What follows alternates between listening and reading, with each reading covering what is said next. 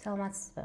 Сиз терапия кылганыңызга карабай, сезимдериңизди ашыкча тамак менен жаап жатасызбы?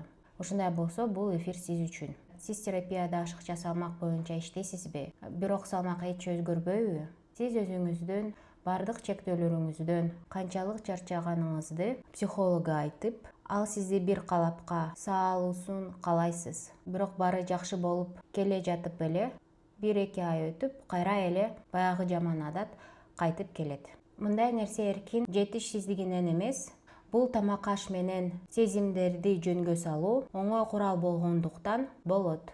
Изилдөөлөр көрсөткөндөй, стресс, тынчсыздануу жана депрессия түздөн-түз тамактануу жүрүм-турумун өзгөртөт.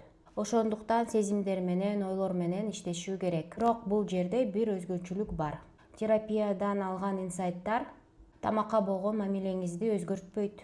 Ооба, инсайттын ыкмасы жакшы. Сиз бул маселенин түпкү себептерин түшүнүүгө жардам берет. Бирок тамактануу адатты когнитивдик жүрүм-турум терапиясынын жардамы менен өзгөртө алабыз. Ошондуктан жөн эле түшүнүү жетишсиз. Сиз триггерлерге көңүл буруп, автоматтык ойлорду терапиянын жардамы менен өзгөртүп, жүрүм-турумду дагы өзгөртүүгө болот. Сиз арыктай аласыз, бирок тамакка болгон көз карагандылыгыңыз кала берет. Ошондуктан салмак менен эмес, төмөнкү себептер менен иштөө керек.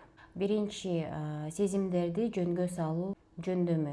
Экинчи, организм менен болгон мамилени жөнгө салуу. Тоюу жана ачка болуу сезимин калыбына келтирүү.